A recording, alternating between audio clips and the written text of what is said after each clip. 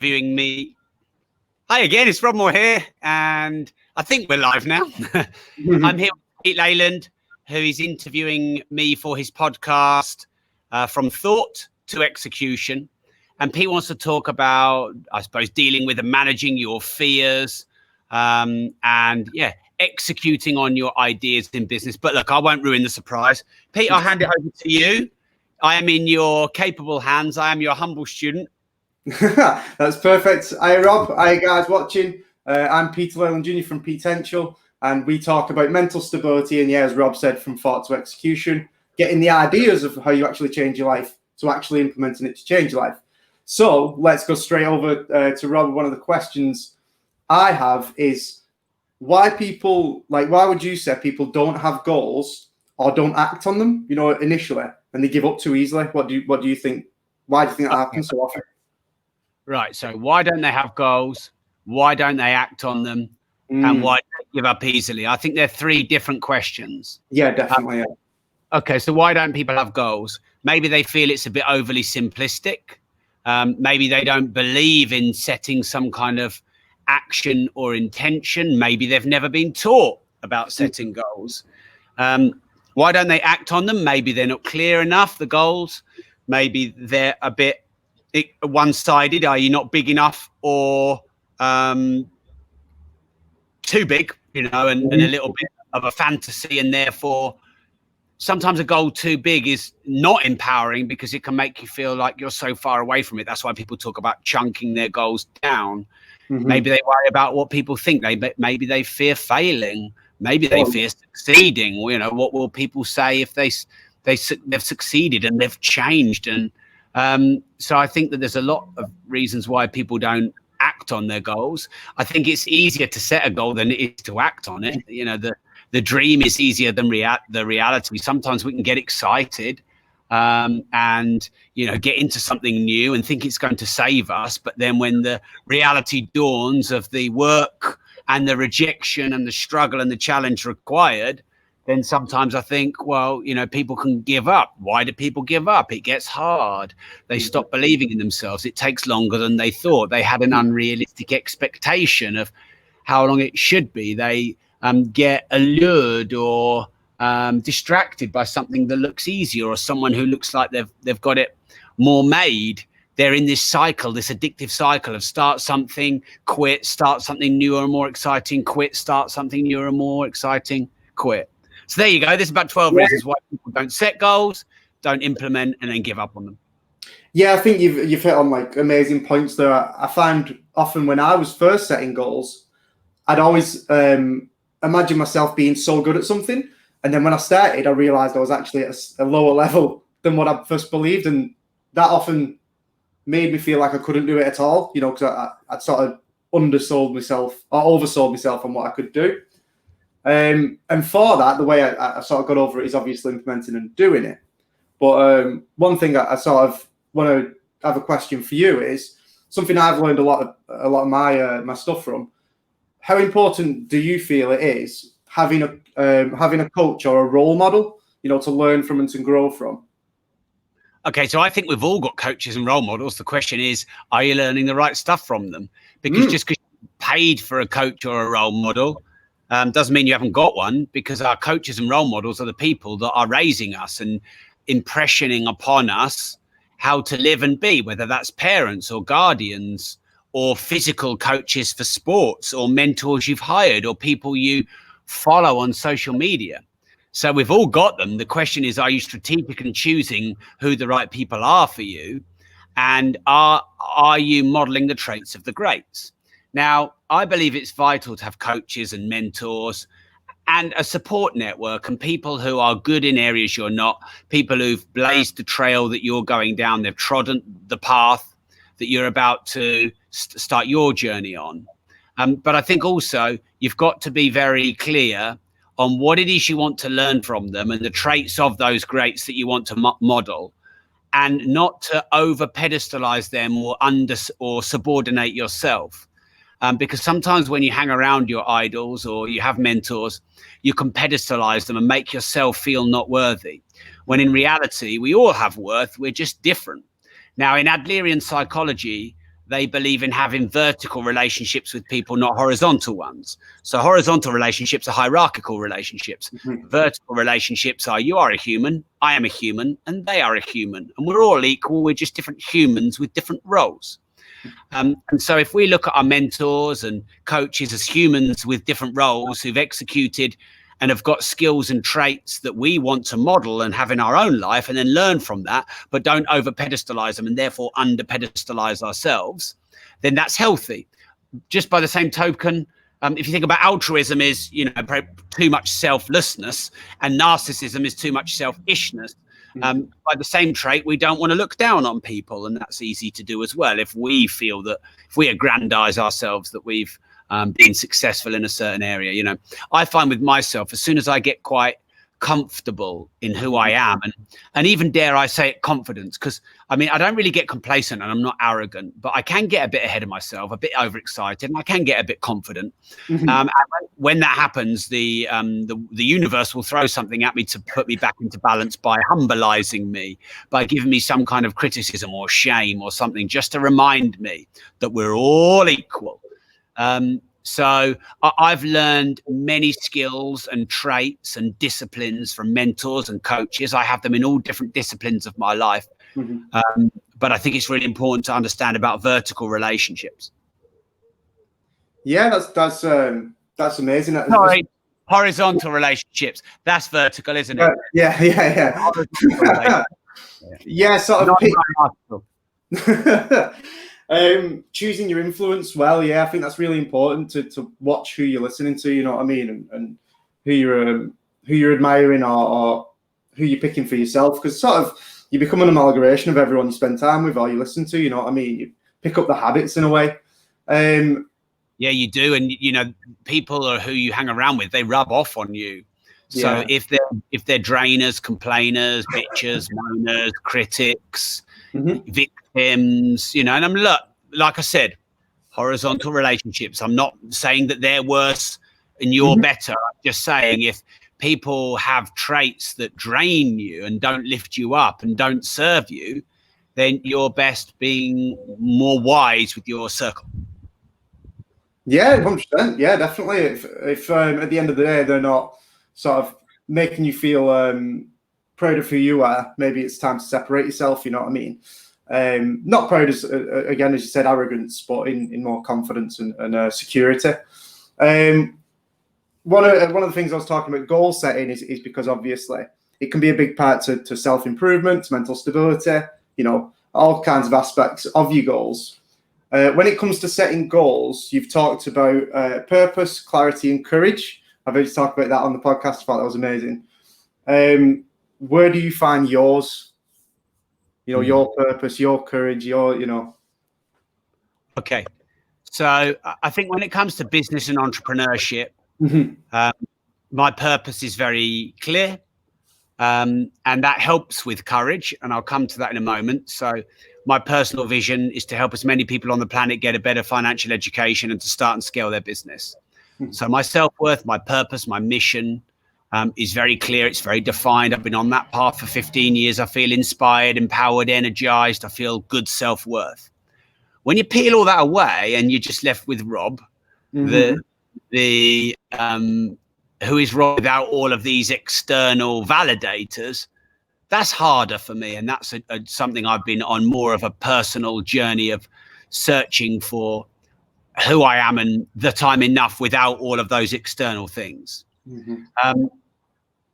So I'll now move back again to the business and the entrepreneurial purpose and vision.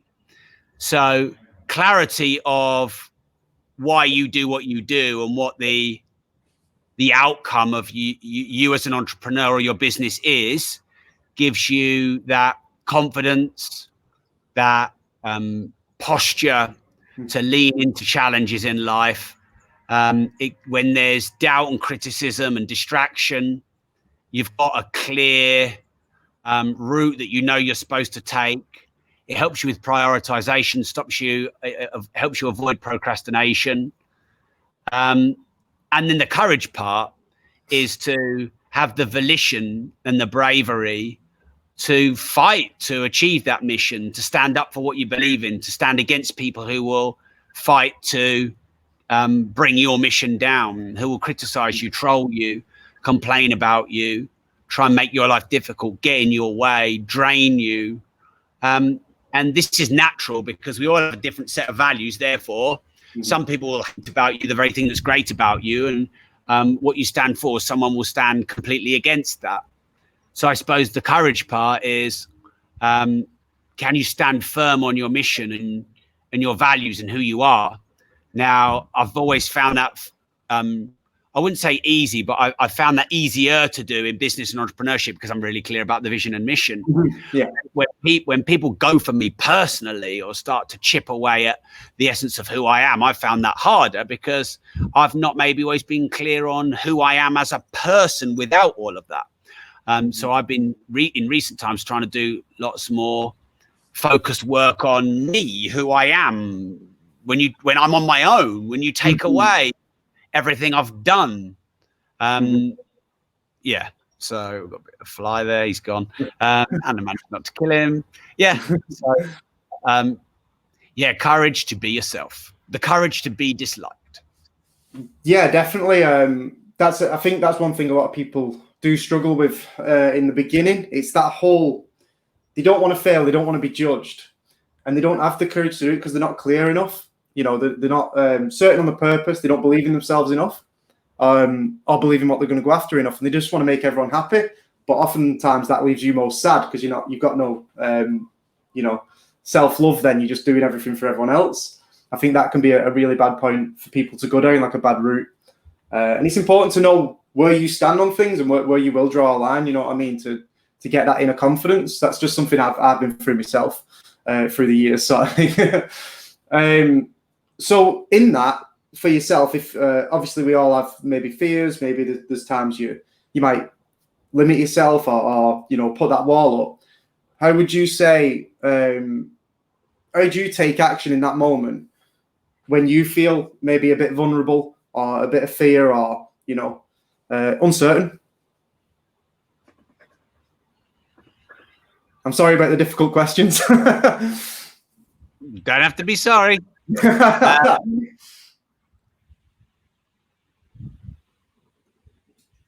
I think it probably comes back to, in business and entrepreneurship terms, what's your vision and mission? Because if you're really clear on that, then you're spontaneously clear on the right decision and action. I think as an individual, it's based on your values and who you are as a person and what you stand for and what you won't stand for and how you want to be known and your morals and ethics.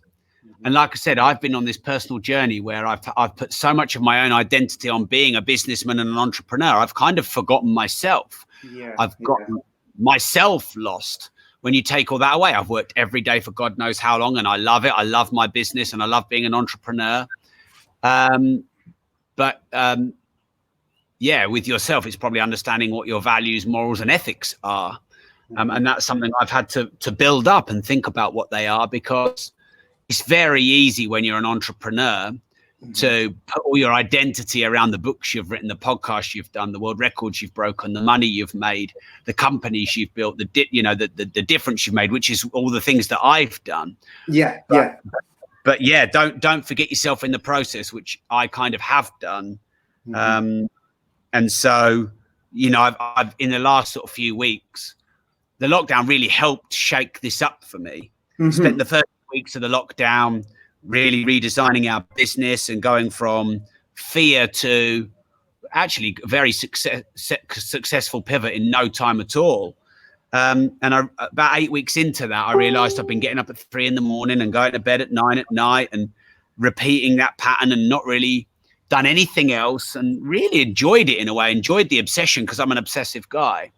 But then 8 weeks in, I realized if I'm not careful, I am going to lose who I am when you take all this away. And my therapist always says, Rob, take away everything you've done and your entrepreneur entrepreneurial successes and all the people that follow you in that regard. Take that away and just be alone with yourself. And, you know, do you really love yourself? Do you feel you're a good person? Are you kind to yourself? Do you speak well to yourself about yourself when you are on your own? And I really struggle to answer those questions. And so building up who you are as a person, not just who you are as an entrepreneur, I think will help you in those moments where, you know, you've got to have a hard conversation, or you've got to open yourself up to be vulnerable, or you've got to take a risk, or you've got to do something that's going to hurt, or you've got to do a big and meaningful task that you've been putting off for ages. All those things, I think you'll have the spontaneous clarity and empowerment to do those when you're certain of your vision and mission and values and morals and ethics. Perfect. Yeah, definitely. I think that seems to be a sort of a growing theme of people get so busy with or occupied with their lives, or even entertainment these days, you know, get lost in entertainment. They stop, again, as you said, to look at themselves for who they are. I know, you know, this is something that I went through myself. Was I did every, you know, I tried to do everything sort of ignoring who I was, and I feel like everyone has different parts of themselves, different how would I put it across, characteristics in a way. You know, there's a happy Rob, maybe, you know, an angry Rob, you know, this kind of Rob, and you know, curious Rob, this kind of Rob. Well, that kind of but like, you have all these parts of yourself that act all the time, but they never talk to each other, if that makes sense. And you never get to sort of the core of who you are, because you don't actually let them sort of simmer and find out, you know, in a way, their clear vision. That's something that I've had to sort of go through in meditations and stuff like that. I know you don't, you've not enjoyed meditation so far, but who knows, you know what I mean? You might pick that up in a, who knows. But this is one thing you did say you're a bottler, and I've suffered from that before myself, taking everything on board that I couldn't handle, like I shouldn't have to handle. You know, I've been taking too much, you know, daily life. And in a way, what I ended up drowning in empty thoughts, like things that weren't true. I was saying to myself, and it made me feel lost. And yeah, I had to go and camp in the woods on my own just to get out of my head. You know what I mean? Just to get away from it all. So a question for me, I know you've been sort of going down this route for a bit now, you know, trying to discover yourself.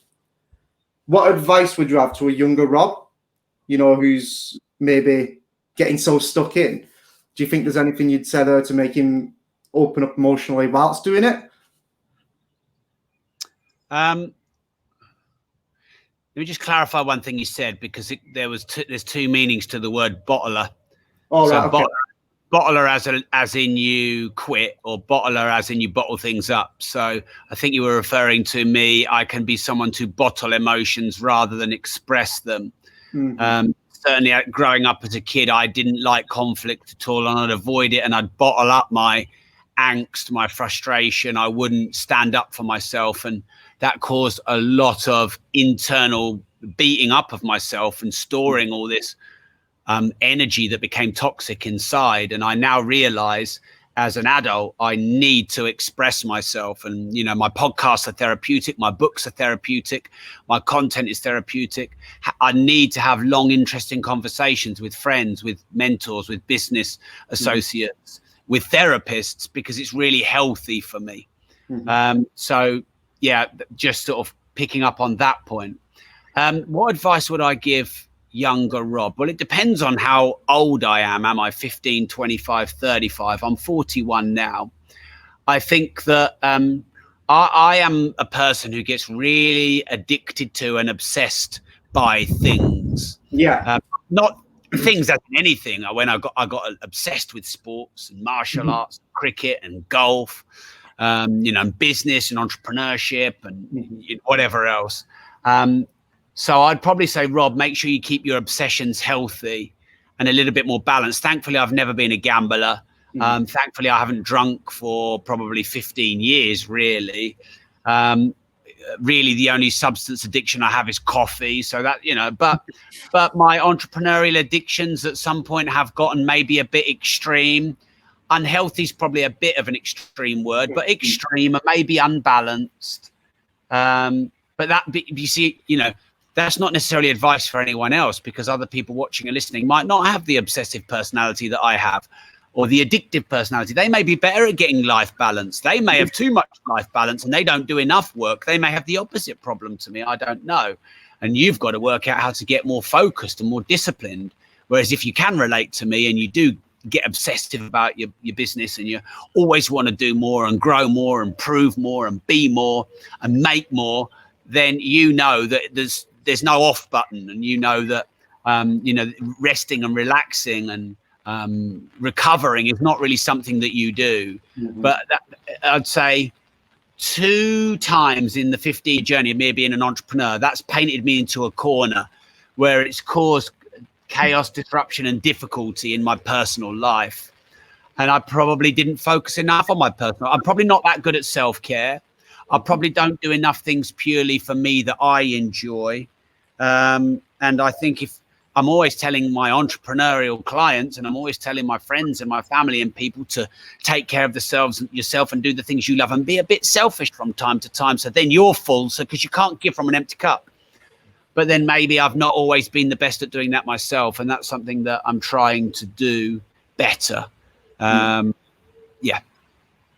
Yeah, 100%. Totally agree. It's sort of when you've got, it can be a curse in a way, having such a clear vision and a purpose, because then you sit around and sometimes you think, well, maybe I should be doing this, or maybe I should take action on this that I need to do.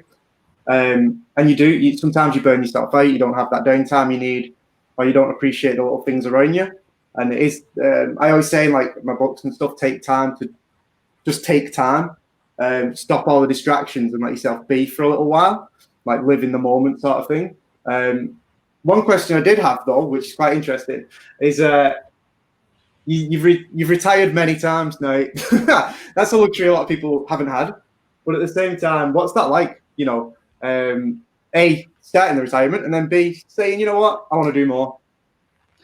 So I never really enjoyed retirement. I didn't fully commit to it. It's not like I sold up everything and bought a beach house. I was just like, oh, okay, I've reached a point in my life where I've got enough money to live, or I don't have to now work all the time, or I'm going to take my son around the world playing his World Gold Championship. So I'm going to write and launch this book, and then I'm going to step away from the office. There's been probably 3 or 4 times where at the varying levels, I don't necessarily need to work anymore. But each time I sort of say that, I tend to just do more of it. Yeah. So I don't do bored very well. If I've completed certain things in my life, whether it's financial freedom or time freedom, or I've got leverage because I've got a team in place that run my operations, that just creates a void, an empty hole, which I just fill with a podcast, a book, a new company, a new project, because the vision is never achieved, the mission is never complete. And I think I've kind of okayed myself with that and took a lot of pressure off myself and given myself the freedom. If I want to work more, work more. If I want to work less, work less. And try and keep it healthy.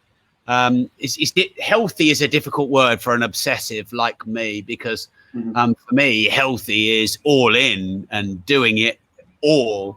But of course, that isn't ultimately healthy. So, retirement for me was unhealthy because it was one-sided, and it was unhealthy because who are you when you're retired? You're no one. You mean nothing. You do nothing. You contribute nothing.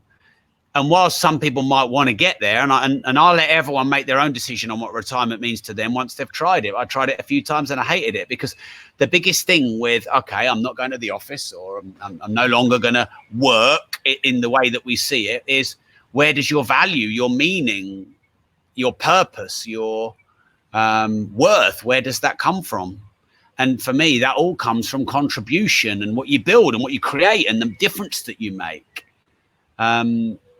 You know, I know that it shouldn't matter how many books I sell, and it shouldn't matter how many podcast downloads I have. But the more you have, the more you realize you're impacting more people, and the more valuable that makes you feel. And that's the opposite of retirement.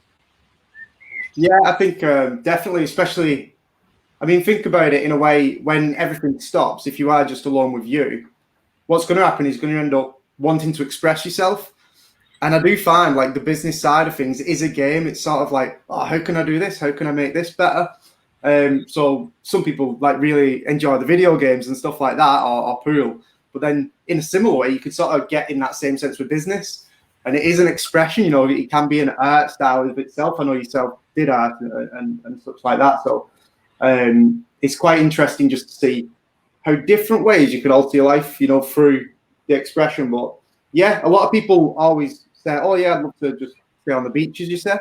But what would you do when you was there? Could you actually do it for 2 weeks? You know, the problem with the vision of retirement or anything is the feeling that life will be great when. Life will be great when I've got no work. Life will be great when I've got no responsibilities. Life will be great when it's easier. Life will be great when I've got enough money. But there is no destination in life. You don't get to the point where you are content, because that's not, let me choose my words carefully here. You can be content in a moment, and you can be content with who you are. But I believe that the purpose of humanity is survival and evolution. Therefore, contentment is the reward for enduring a challenge, but it's not the destination, because if it was the destination, evolution would stop. So, you know, they say it's all about the journey, not just the destination. And I think that's what they mean. So for me, life has never necessarily got better when I became a millionaire or a decamillionaire, or, you know, when I achieved this, that, or the other, or when I became a #1 best-selling author, or I got whatever I got that I wanted. Life never became better. Life became different. And all that happened is the new thing that I wanted just got reset. And so, you know, I've had a lot of cars. I've lived in a lot of nice places. But for the last 6 years, I've lived in the same house. And actually, whilst my house is lovely, I could afford a much more expensive house. I've said to myself, I love where I live, in the location I am, and what we've done to the house, and I could live here for the rest of my life. And I've said that to myself on purpose. I have a £300,000 Lamborghini Aventador, and the amount of people that say to me, what car are you going to get next? And like, well, I've got a £300,000 Lamborghini. Don't get me wrong, it won't be worth that now. They go down a lot in value. But why am I thinking about, why are you and why am I thinking about the next car? I've only had this car 2 years, and it's a trap. It's a trap to always look. Well, no, it's not a trap. If you have a healthy desire to grow, that's one of the purposes of humanity, I believe.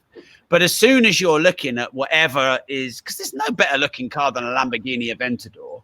I don't need it. I mean, I've got a 7-bedroom house. I don't need a bigger house. I don't need, but I, you know, as an entrepreneur, as someone who has got accolades that are outside of myself, that is a trap that we can easily fall into. And society does that, doesn't, you know, you scroll on Instagram and there's all these nice cars and beautiful looking people, and everything is photoshopped, and everything is, you know, it's all about more. So I think the paradox of growth is understand that growth and progress is evolution, and therefore it's necessary, and retirement is the opposite of that. But along the journey, stop and go, look what I've got, look who I've got, look who I've become. If I've raised quite a lot of money for various causes over the last few months, whether it's the NHS or individuals who've needed life-saving operations. And I've had these little moments where I've just sat down with myself or a friend and gone, this is a beautiful moment. And if my life were to end now, my life would have mattered. And taking those moments just to go, look what I've got. Look where my life is. It's very easy to look at what other people have got instead of looking at what you've got. Look at what other people have done instead of look at what you've done. Yes, I think that's an important paradox to balance, the growth paradox of the destination and the journey. The only reward for solving a problem is a bigger problem, and the only reward for hitting a goal is a new void to chase another goal. And as long as you know that, you'll be on this healthy journey. Whereas if you think that goal is going to save you, and by the way, we've all been there, and I've been there. I've thought that other people admiring me or loving me or supporting me or whatever, that would make me feel wholesome. But you have to feel that about yourself, not through other people. Yeah, definitely. I love it. Finding that time within yourself again, knowing that even if you get more, it doesn't mean it's going to change how you feel. That sort of, it can help with your fears, that as well, because if you can understand how to be comfortable with yourself, taking on fears, but at the same time being comfortable where you are, you know what I mean? It is that weird balance everyone talks about. One thing that I did want to ask is, you've done all these things. You say to yourself, often you say, I don't see myself as a success, which I can understand doing some of the things I've done. And I say, well, I'm not, I don't feel like I'm a success, but if you look at on paper, maybe. I've got a question. What's the hardest or most transformational thing you had to go through, to produce this better quality of life? Was there like a moment that you had to face or something you had to overcome? December the 15th, 2005, my dad had a massive nervous breakdown in front of all of his customers in his pub. I managed to drag him out the front, and 2 policemen turned up, kicked him and beat him to the ground, arrested him. He got sectioned and diagnosed with bipolar. And that was nearly 15 years ago. And my dad's been 3 years into his latest episode. He's on the strongest medication I pretty much think you can get. And he's a bit, he's there, but he's not there. And it's been a hard journey with my dad. And, my dad's always been my hero. And that day, I sort of woke up from being a victim. I woke up from feeling like the world was against me. I woke up from being complacent and comfortable and arrogant and lazy and entitled and all those things that end up happening to you if you don't take control of your life. I was, blaming, complaining, all these things. And really in that moment, that shook me to take control. And I went on this long personal development journey, reading thousands of books and, learning and studying and starting my own businesses and trying to take control and be responsible and do good and matter and do something, that's meaningful. And since then, that's kickstarted a lot of things that I've done that I don't want to list here because I don't want to make it. But yeah, that was a very much a breakthrough moment for me, I would say. But it wasn't like everything changed in that moment. That was the catalyst, and I needed a catalyst. I needed an electric shock to start. I wrote a book called Start Now, Get Perfect Later, and I'm by no means perfect, and I'm still making mistakes today. And I'm still, whilst I've got some areas of my life all pretty much sorted, there's other areas, I'm a student in, and I'm still trying to figure out, and that's normal. But that was the catalyst. And I think we've got to use whatever we can to kickstart, a journey of contribution and value. I think it's very easy to become selfish. It's human nature to be selfish, and there's nothing wrong with being selfish.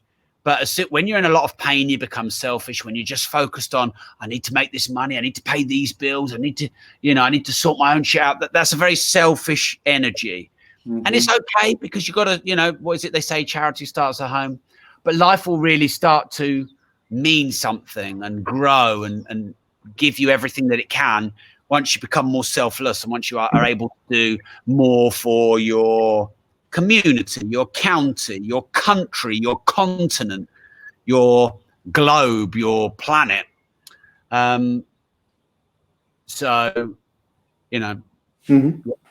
Yeah, perfect. I mean, obviously, people are faced with horrendous difficulties, every day, and it can make you grow. Some people, unfortunately, can make them more afraid and close up. But sometimes those difficult moments are what builds a great character. You know what I mean? Obviously, it depends. But the subject of giving back and that kind of, having some contribution with you helping me in this sort of way, putting me on this amazing platform, that's incredible. And I think the only thing I can give back to you in this kind of way is that I feel like people look at people in your position, like influencers and podcasters and people doing well, and they look at them types of people and think, oh, well, what can I get from them? And they don't actually look at someone as who they really are. So the only thing I can feel I can give back to you, Robert, is essentially send you my number, and anytime you need, you can give us a call about any issues. I know you've got therapists and friends and all that kind of stuff, but I think just having that contact to have someone to say, you need a rant, even though your rants get amazing views, or you need someone to talk to about deeper things, or you just want to be heard or seen. I think that's the only thing I can offer you currently. But I'd always I had a call at 3 a.m. the other day from someone who was just needed that kind of reassurance, and I'll always feel better being woken up by someone who needs me in a weird way. It's a very strange thing, that feeling of being able to help people. Sometimes your mission can be outside of yourself. I think that's one thing that we can get into with the fear side of things, overcoming fears. If you think about other people who need you, you can overcome them because you're thinking about them rather than yourself, especially with all the people you help as well. And do you find that with yourself? Do you find that giving back gives you sort of courage and drive and anything like that? Or yeah. So like you said, when I accept interviews to be on other people's podcasts, which I'm probably doing on average one a day at the moment, and I think we have a bit of a backlog, I will more than happily live stream it to my Facebook page, Disruptive Entrepreneur Group, my YouTube channel, and wherever else. And I know a lot of people, if they want to be interviewed, they won't do any of that.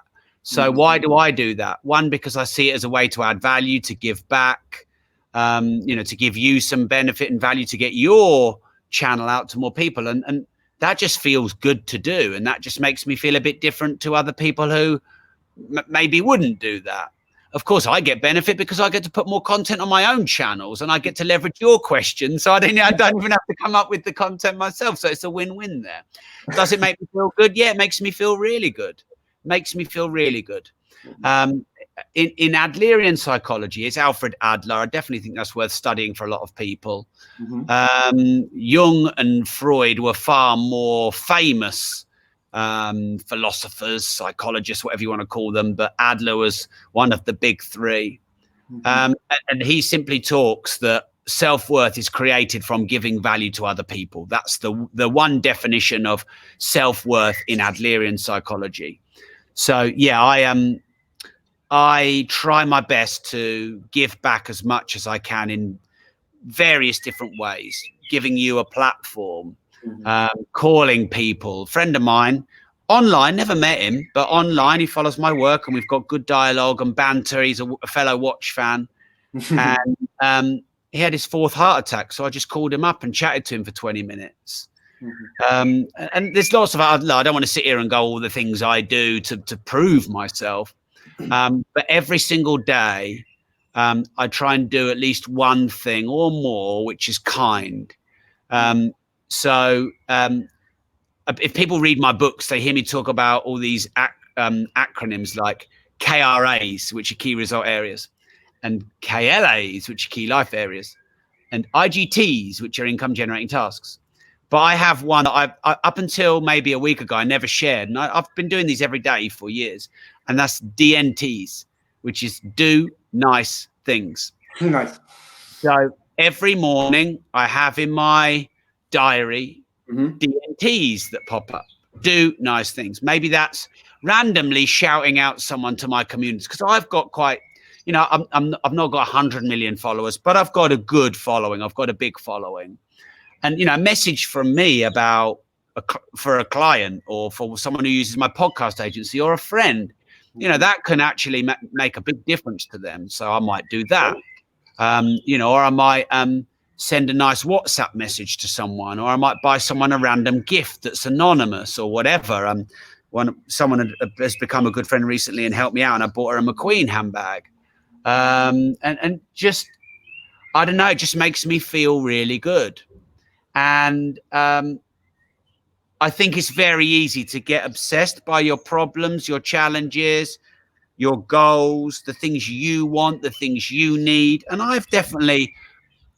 have been drawn into that in certain areas of my life where you can feel quite lost and lonely and not supported. And but the simple best way for me to feel good about myself, and I think there's something humanitarian in this, I think it's hardwired into our psychology, is to be valuable and contribute and do good things for people. And I think if you can do one nice thing every day, imagine the butterfly effect of that. You know, that could be significant. Telling someone that you care about them, that you're thinking about them. Mm-hmm. By the way, I'm not sitting here preaching that I've also done things that are mistakes. I've done things that are selfish. I've done things to hurt people. I mostly don't intend to do those things. But, you know, sometimes we can all get wrapped up in our own pain and our own problems. But I think it's a good thing to try and do. Yeah, 100%. As I said, just contacting someone here and there, just reminding people what you appreciate about like the past or who they are, that can change their day in an instant, you know what I mean? And give them hope, maybe when they don't have any. I think, that's all the sort of questions I had laid out for you. But do you have anything to add on what we've been going through, sort of this fear of taking action, or even even deeper, you know, discovering who they are to be comfortable where they are? Do you have anything more to add? Or so I think that whilst fear is a necessary emotion because it keeps us surviving, and without fear we'd all be dead. Mm-hmm. So it's a necessary emotion, but I think it's also a prison. And I think the things you fear the most are the bars that trap you. Mm-hmm. And if you can face up to rejection, to loneliness, to ridicule, to criticism, to resistance, to all the things that you worry may go wrong, and you can face up to them, or you can move forward despite those fears, I think that's where all the beauty, the results, the gratitude, the progress of life lies is on the other side of fear. So actually thinking about what fear means, and instead of the fear coming and you retreating, mm-hmm. I interviewed JP Sears, who's brilliant, and he said, if I get those feelings of fear, that tells me I'm probably doing the right thing, and I try and lean into it like a warrior, mm-hmm. instead of backing off from it. So leaning into your fears like a warrior, you know, the fear of conflict, if you have that, the fear of getting rejected, the fear of, you know, being publicly humiliated or embarrassed, you know, if it's putting your work out there, the fear of making mistakes, the fear of being judged. Oh man, there's so many fears, and all fears are interpersonal, i.e. they're based around how we interact with others. Okay, maybe take away the natural fears of death. Mm-hmm. But apparently the greatest fear is the fear of the unknown. You know, and how much do we all fear being ostracized or misunderstood or alone or ridiculed? But unless you face those fears and embrace that courage to be disliked and rejected, you're never going to be free. Freedom is the bravery and courage to be ridiculed, rejected, and disliked for who you are. Because if you can't embrace being ridiculed, rejected, and criticized for who you are, you will never be who you are. So if you're never who you are always posturizing to be who everyone else wants to be. And that means you have to be this chameleon in every given situation. So you lose yourself. If a chameleon changes color so many times, what color is the chameleon? The chameleon doesn't know what the color is because it's changed color so many times. It doesn't know what its base color is. And if you just always moving around and dancing and posturing, oh, I've got to be like this for them and this for them and this for them and subordinate to them and I've got to show strength to them, then who the fuck are you? And that is a journey and a dance that is probably one of the greatest ones we'll go on, and definitely one I've been on. And I'm still trying to wrestle with and face with courage like that warrior. So face your fears like a warrior, lean into them. And I think that life will give you everything that you want it to give you. But, don't expect it to get easier. Just try and get better. And know that the reward for solving a problem is a fucking bigger one. That's true. Yeah, I'll give you that. Oh, wow. I can't even, well, I've been over this kind of things in my books. My first one was Execution of the Mind, was about the question, who am I? That was, it started off as me expressing myself. The whole question in the book was, I lost myself in empty thoughts, and I was trying to rediscover who I was by going through my past, problems, being bullied and this kind of thing. I had long hair, so it was like pulling the wrong way and stuff like that. And it was that fear of rejection, fear of judgment, all these kinds of things I had to go through, losing houses, jobs, living on a floor for so many months and all this kind of stuff. It's sort of, you have to really go into dark places in yourself to understand that, you know what I mean? You sort of have to embrace things that you may be avoiding. But I wouldn't do that without the right support, you know what I mean? I wouldn't advise anyone to do it the way I did in the woods on your own. But, what about yourself? Is there anything now for you? Do you think there's anything that you can sort of give to others in a way like that, sort of help them discover themselves? I know podcasting, the things you do, helping people choose their podcast, that links up perfectly, that expression of who they are. Yeah, I think we've all got some mission and purpose for life. And I feel like one of the purposes of life is to find your purpose. Without purpose and hope, what do we have and who we are? I don't know. We're lost. We're directionless, rudderless. So to be able to say that, my purpose of life is to help as many people on the planet get a better financial education and start and scale their business. That means I've got value, meaning. That means I can matter to some people. And I think really that if you search for your purpose, your mission and your vision, and don't worry if you're lost today, if you keep asking yourself every day, what's my purpose? What's my mission? What am I supposed to do? Don't compare it to anyone else. It doesn't have to be universal. It can be national, local, even in your community to start with.